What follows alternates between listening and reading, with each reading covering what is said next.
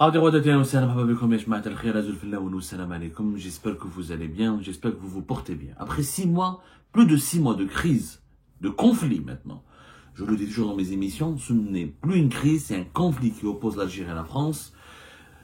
Abdelmadjid Tebboune, le président algérien, s'est enfin exprimé. Il a livré sa version des faits, sa version des événements compliqués et complexes qui alimentent les tensions et ce climat malsain qui règne en ce moment entre Alger et Paris depuis pratiquement 6 mois. Hier, le 2 février 2025, une longue interview de pratiquement 5 pages a été publiée par le quotidien L'Opinion. Abdelmadjid Tebboune a reçu un journaliste du quotidien français L'Opinion au palais présidentiel d'Al-Moradi à Alger. Ça s'est passé le 30 janvier dernier. Le 2 février, l'interview a été publiée. Très intéressante l'interview, une bombe. Franchement, je pense que c'est la première fois où un président algérien a parlé avec autant de franchise. Il a parlé avec ses tripes, Abdelmadjid Tebboune. La franchise, elle était là. La sincérité, elle était là. Maintenant, c'est une bombe aussi qui peut être négative parce que, de mon point de vue, et beaucoup d'analystes, peut-être, et d'observateurs des relations algéro-françaises et des relations internationales pourraient relever des contradictions, des incohérences et même des contre-vérités. Abdelmadjid Tebboune n'a pas eu raison sur tout. On a commencé cette analyse, ce décryptage de cette longue interview d'Abdelmadjid Tebboune par une première émission sur la question du Sahara occidental et des relations entre l'Algérie, la France et le Maroc. On a soulevé des interrogations, des questionnements qui peuvent aboutir à des réponses qui discréditent l'Algérie. L'Algérie sacralise cette question du Sahara occidental. Est-ce qu'elle a raison ou pas? On en a déjà parlé dans la première émission. Je voudrais vous inviter à me suivre dans cette deuxième émission concernant l'un des volets principaux de cette interview et qui est aussi l'un des registres importants de cette crise algéro-française que nous subissons tous, que nous vivons mais que nous subissons parce qu'elle est blessante, parce qu'elle est lourde à supporter, parce qu'elle commence à être insupportable, elle est malsaine, elle divise les Algériens et les Français alors que les Algériens et les Français ont tellement de choses à partager, à vivre ensemble, à créer ensemble. Il y a des liens d'histoire, il y a des liens humains, d'immigration, de démographie, pas uniquement l'histoire et le passé, mais aussi des liens d'avenir, vu qu'il y a des intérêts économiques, sécuritaires, socio-culturels communs. Cette crise, elle est extrêmement pesante, et l'un des registres de cette crise, c'est l'affaire Boualem Sansal. Alors, sur l'affaire Boualem Sansal, Abdelmadjid Tebboune a lâché une bombe. A lâché une véritable bombe. Je vais vous lire ce qu'il a dit. Et vous allez vraiment, je ne sais pas si vous êtes d'accord avec moi, en tout cas, je pense que vous allez être d'accord avec moi, parce que ce qu'il a dit, c'est vraiment une bombe. C'est vraiment une bombe. Alors, la question de l'opinion, des comités de soutien se montrent en France, des comités de soutien se montrent en France pour demander la libération de l'écrivain national Boualem Sansal. Emmanuel Macron a même évoqué une Algérie qui entre dans une histoire qui la déshonore. Comment les propos d'un écrivain de 75 ans peuvent-ils être considérés comme une menace pour la sécurité nationale d'un pays souverain, doté de la deuxième armée du continent? C'est une très bonne question de connaître l'opinion, parce qu'il faut savoir, encore une fois, que l'affaire Boualem Sansal, elle a commencé le 16 novembre 2024, son arrestation à l'aéroport d'Alger, dès qu'il arrive en Algérie, et qu'il est inculpé pour des propos, pour une interview à laquelle il a participé, le média Frontières. On en a déjà parlé à l'affaire Algérie Part. Le média Frontières, c'est un média proche de la droite dure conservatrice, voire de l'extrême droite française. Et ce sont des propos de Boualem Sansal concernant le passé de l'Algérie, notamment le passé des certaines régions des wilayas de l'ouest algérien, et son interprétation, on va dire, chaotique, maladroite, je l'avoue, mal intentionné même, mais ça reste des propos de M. Boualem Sansal. Boualem Sansal n'a pas pris des armes, n'a pas appelé à des manifestations. On pensait en tout cas au départ que c'était les propos de Boualem Sansal sur l'histoire de l'Ouest algérien et son interprétation quelques événements historiques, une interprétation encore une fois maladroite, malencontreuse et inexacte, je l'ai déjà affirmé. Jamais été d'accord avec ce que dit Boualem Sansal sur l'Ouest algérien, le Maroc, etc.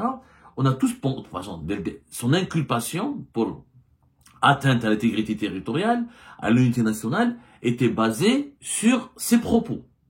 Là, Abdelmadjid Tebboune nous dit autre chose. Abdelmadjid Tebboune, regardez bien sa réponse. Il parle plus de ses propos, il parle d'autre chose. Boualem Sansal n'est pas un problème algérien. c'est un problème pour ceux qui l'ont créé. Jusqu'à présent, il n'a pas livré tous ses secrets. C'est une affaire scabreuse visant à mobiliser contre l'Algérie. Boualem Sansal est allé dîner chez Xavier Driancourt, l'ancien ambassadeur de France à Alger, juste avant son départ à Alger. Ce dernier est lui-même proche de Bruno Retailleau, qu'il devait revoir à son retour. D'autres cas de binationaux n'ont pas soulevé autant de solidarité, et enfin, Sansal n'est français que depuis 5 mois. Là, Tebboune nous a complètement intrigués. Il nous choque, il nous bouleverse, il nous trouble. Tebboune dit des choses dangereuses. Il parle plus de l'affaire, encore une fois, des propos de Boualem Sansal. Je rappelle encore une fois, les propos de Boualem Sansal, c'était quand il y a Albé. Boualem Sansal, c'était le média Frontières. Je crois que c'était octobre ou septembre 2024. Voilà, c'était octobre-septembre 2024. On a tous, l'affaire a commencé comme ça, sur des déclarations. C'est pour ça qu'on parlait de délit d'opinion. C'est pour ça qu'on parlait d'une affaire de liberté d'expression. Même si même si ce que Sansal a dit est complètement con, encore une fois, même provocateur, et qu'on peut déplorer, et qu'on peut même, c'est d'ailleurs faux, beaucoup d'historiens le disent, l'Ouest algérien a toujours été algérien, il a été une partie marocaine, comme l'Est marocain a été à un moment donné algérien, ça c'est l'histoire, comme l'Alsace et la Lorraine ont été à un moment donné l'histoire allemande, ensuite elles sont redevenues françaises, ça c'est l'histoire des nations et des grands pays qui veut que ce soit ainsi. Mais, on a tous pensé que c'était cette interview qui avait été accordée par Boualem Sansal et que c'était à cause de cette interview, sur la base de ses propos, que la justice algérienne a décidé de l'inculper. Et de procéder à sa mise en examen pour atteinte à la sécurité nationale. On pensait tout cela. C'est ce qui a été rapporté d'ailleurs. Malheureusement, ce que Tebboune nous dit, c'est un autre récit. C'est une autre version des faits. Visiblement, le pouvoir algérien pense, voilà, je le dis bien encore une fois, pense que Boualem Sansal entre dans un complot plus vaste contre l'Algérie et qui s'est lié à des personnalités politiques françaises qui ont voulu, voilà, l'interview a été accordée le 2 octobre dernier, le 2 octobre 2024. Voilà, le 2 octobre, j'ai retrouvé, le 2 octobre 2024. Donc, selon Abdelmajid Tebboune, l'affaire Boualem Sansal, la situation de Boualem Sansal est beaucoup plus complexe, puisqu'il s'agirait d'une affaire qui dépasse les propos diffamatoires injurieux ou les propos qui portent atteinte à l'unité nationale. On parle là d'un complot. C'est ce que dit Tebboune. Il dit, c'est une affaire scabreuse, qui vise à mobiliser contre l'Algérie. Boualem Sansal a dîné chez Xavier Driancourt. Ce qui est vrai. Avant de venir à Alger, il a mangé avec Xavier Driancourt, l'ancien ambassadeur de France à Alger, qui est connu pour ses positions extrêmement critiques contre le régime algérien. Et qui, en France, considéré comme l'un des cerveaux, l'un des lobbyistes les plus importants pour pousser les autorités françaises à réviser leurs relations avec le régime algérien, et qui était l'un des artisans du rapprochement aussi de la France avec le Maroc, et qui est l'un des plus grands critiques de l'alliance nouée par Emmanuel Macron avec le régime d'Abdelmajid Tebboune.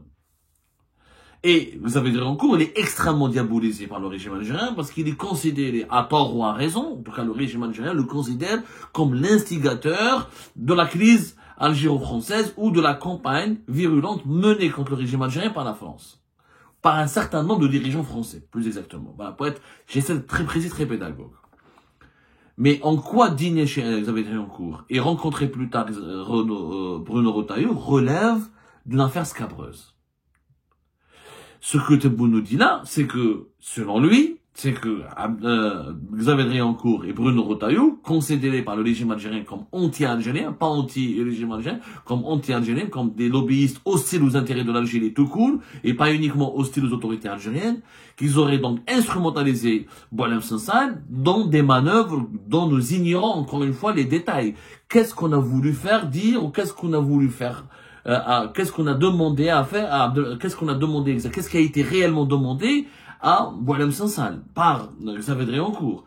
Cette question revient à cette théorie du complot. C'est une théorie qui a été évoquée par les médias algériens, Algérie patriotique, certains médias.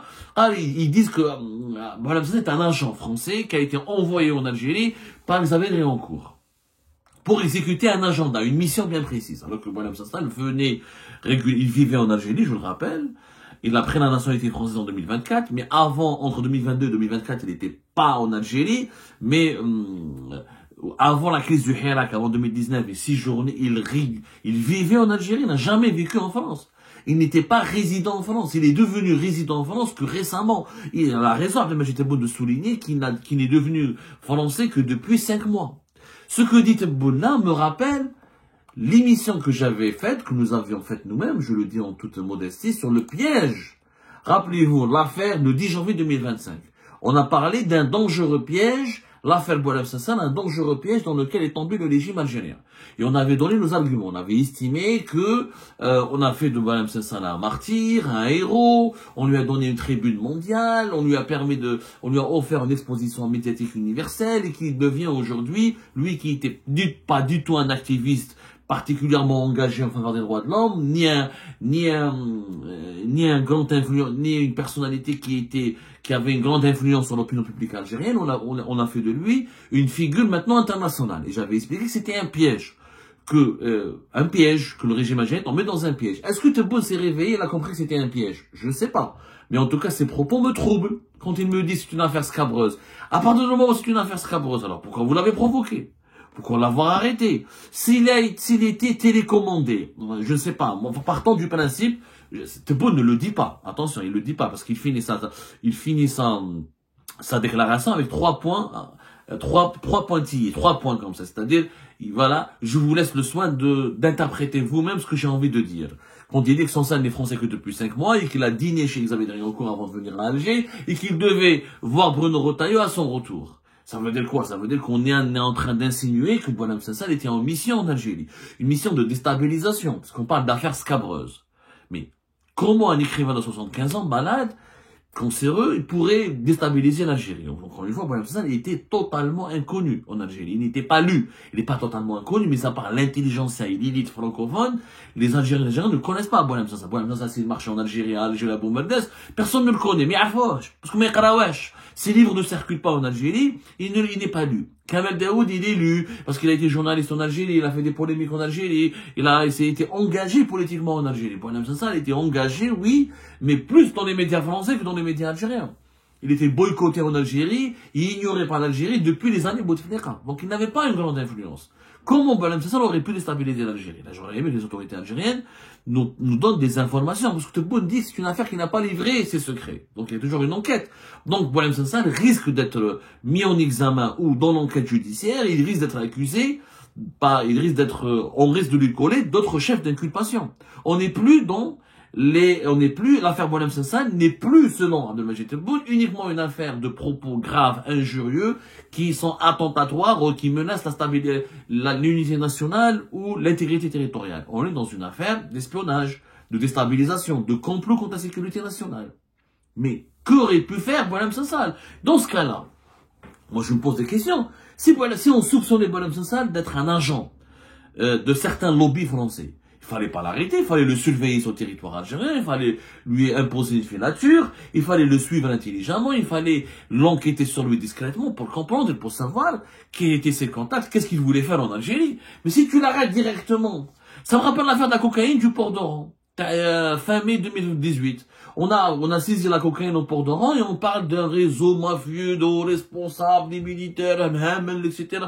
Et dans ce cas-là, il fallait pas saisir la cocaïne au port d'Oran, il fallait la laisser, il fallait la mettre sous surveillance, la repérer, et voir qui va la récupérer, comment elle sera distribuée, ou comment elle sera transférée depuis l'Algérie vers l'étranger, ou comment elle sera réexportée, et qui était le véritable responsable, et qui était le réseau derrière cette affaire. Mais on n'a jamais su cette vérité. L'affaire de la cocaïne, on n'a jamais su cette vérité parce que la cocaïne a été rapidement saisie à l'aéroport d'Oran, où d'un a une grande médiatisation, et on n'a fait que des spéculations. L'affaire Boualem Sansal, c'est une affaire cocaïne finalement bis, à entendre Tebboune, puisque il s'agit d'une manœuvre de déstabilisation du pays. Il fallait le surveiller, il fallait le suivre, il fallait pas l'arrêter le jour J. C'est troublant. Ce que dit Tebboune sur Boualem Sansal, c'est extrêmement troublant. On continue. C'est encore plus troublant plus tard. Quand on lui dit il a les mêmes droits, parce que l'opinion qu'on a Abdelmajid Tebboune, il a dit que ça n'est français que depuis 5 mois, l'opinion relance Abdelmajid Tebboune, il lui dit mais il a les mêmes droits que les autres ressortissants français, notamment en matière de visite consulaire en prison. Voilà ce que répond Tebboune. Boualem Sansal est d'abord algérien depuis 74 ans. Il a eu un poste de d'élection au ministère de l'Industrie, c'est un retraité algérien. Le Parlement européen a adopté une résolution pour sa libération, mais les parlements panafricains, arabes et islamiques se sont montrés solidaires avec l'Algérie. L'opinion continue. Ses avocats, la question de l'opinion, les avocats de Boualem Sansal réclament l'accès à leurs clients et les diplomates français veulent assurer sa protection consulaire. Comment va-t-il? Tebboune répond, il est sous mandat de dépôt, c'est la loi algérienne, il a eu un check-up. Il a eu un check-up complet à l'hôpital. Il est pris en charge par des médecins et il sera jugé dans les temps judiciaires impartis. Il peut téléphoner régulièrement à sa femme et à sa fille. Donc Tebboune dit que répond clairement, c'est bien répondu, il se défend bien, là Tebboune se défend bien sur ce chapitre, Boualem Sansal il est bien traité, bien soigné, il lui manque rien et sa détention, même si elle peut être jugée arbitraire, elle serait pas inhumaine parce qu'il est bien traité. Mais la dernière question sur l'affaire Boualem Sansal, regardez ce que demande l'opinion. Mais tout de même, l'homme est vieux et malade. Pourriez-vous prendre des mesures de grâce à titre humanitaire? Et là, Tebboune, je ne peux présager de rien. Il dit pas non. Il dit pas non, il dit pas oui, mais il dit je ne peux présager de rien. Donc Tebboune ouvre la porte. Il est possible qu'il bénéficie d'une grâce présidentielle. D'autant plus que la grâce du 25 décembre 2024, dont nous avons déjà parlé, qui a été annoncée par la présidence algérienne, et qui devait concerner 8 personnes en détention provisoire. On n'a jamais vu son application, mais on pensait à l'époque, on avait affirmé, plusieurs sources proches du gouvernement algérien nous l'ont affirmé, que cette grâce était taillée sur mesure pour le cas de Boualem Sansal, parce que Boualem Sansal était en détention provisoire, n'a pas été encore jugé, et il n'est pas censé bénéficier d'une grâce présidentielle. Pour bénéficier d'une grâce, normalement, il faut être jugé et condamné. C'est pas le cas de Boualem Sansal. Et là, Tebboune ne dit pas que, non, je ne peux pas donner une grâce parce qu'il n'a pas été encore jugé. Il aurait pu répondre comme ça. La logique aurait voulu qu'il réponde comme ça. Je peux pas le gracier parce qu'il n'a pas été encore condamné par les juges. Donc il est toujours en détention provisoire. Aucune grâce ne peut être appliquée sur un détenu qui est sous mandat de dépôt, mais en détention provisoire. Lui, il dit, je ne peux présager de rien. Ça veut dire quoi? Ça veut dire que je suis prêt à négocier. Je suis prêt à négocier sur dossier. Je suis prêt à lâcher Boualem Sansal si vous me donnez quelque chose en contrepartie. Je suis prêt à vous donner Boualem Sansal si vous me donnez des choses. Je suis prêt à parler, à négocier. Je suis prêt à négocier. C'est négociable. Mais si au départ tu nous dis que c'est une affaire scabreuse et qu'il était un agent envoyé par Xavier Driancourt et Bruno Retailleau pour déstabiliser l'Algérie et que son affaire, elle n'a pas encore livré tous ses secrets. Et juste après, tu dis, tu es prêt à lui pardonner, on est prêt à le gracier. C'est contradictoire. Si c'est un agent de déstabilisation, ça veut dire que c'est une affaire très grave. Ça veut dire qu'il doit vraiment nous expliquer qui l'a actionné, qui a voulu qui l'a missionné pour venir en Algérie et déstabiliser l'Algérie. On ne gracie pas quelqu'un qui menace la stabilité nationale et qui complote contre la sécurité nationale aussi facilement. Donc, ça confirme que l'affaire Boualem Sansal est politique. C'est comment qu'il le dit, c'est Tebboune qui le dit lui-même. Il parle pas de ses propos, il dit pas que je n'ai rien à voir, c'est les juges qui doivent décider, je ne peux pas gracier, tant qu'il n'a pas été jugé, je ne peux rien dire.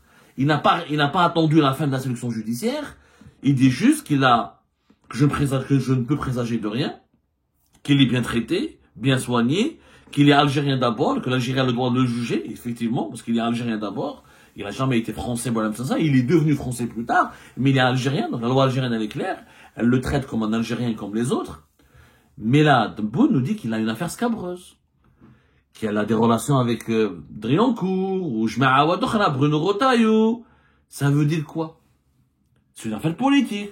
C'est pas une affaire de propos, de diffamation, d'injure. Ce n'est plus une affaire d'atteinte à l'unité nationale ou à l'intégrité territoriale. Il y a une autre dimension dans l'affaire Boualem Sansal.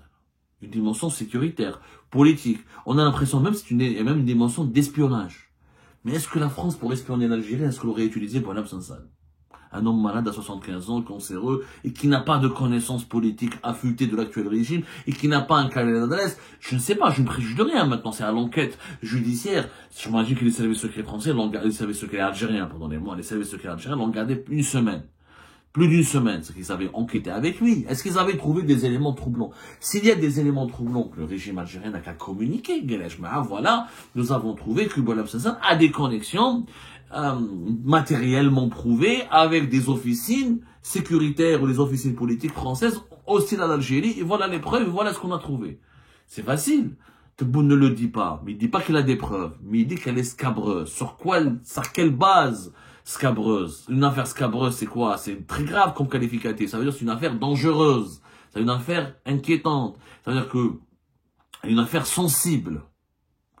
Là, franchement, le trouble, il est jeté. Il y en a l'affaire Boualem Sansal, à partir de ses propos de Tebboune, elle va prendre une nouvelle dimension.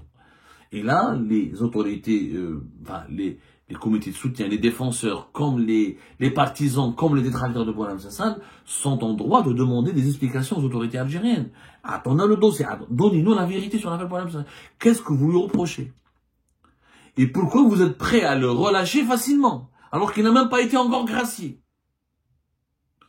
Effectivement, l'affaire Boualem Sansal n'a pas à livrer ses secrets. Tebboune, je pense, sur ce point, il a eu totalement raison.